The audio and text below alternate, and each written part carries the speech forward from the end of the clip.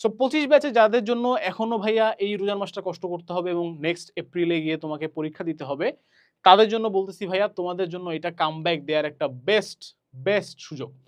মানে এইবার যদি তোমার কামব্যাক না হয় তাহলে হয়তো আর হবে না, ঠিক আছে? সুতরাং কামব্যাক দেওয়ার জন্য কিছু স্ট্র্যাটেজির কথা বলি।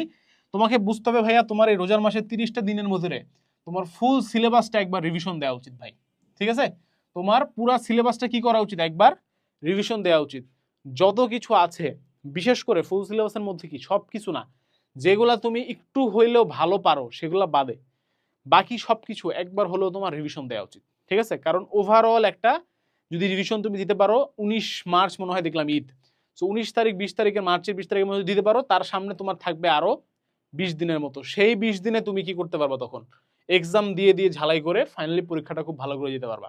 রোজার মাসটা যদি ওয়েস্ট করো, রোজার মাসে যদি পুরাটা তোমার একবার রিভিশন দেওয়া না হয় বা সিলেবাস শেষ না হয় ঠিক মতো, মানে রিভিশন দেওয়া শেষ না হয়, তাহলে কিন্তু ভাই তোমার সামনে বিপদ আছে। কারণ রোজার মাসটা শেষ মানেই সময় আছে আর 15-20 দিন।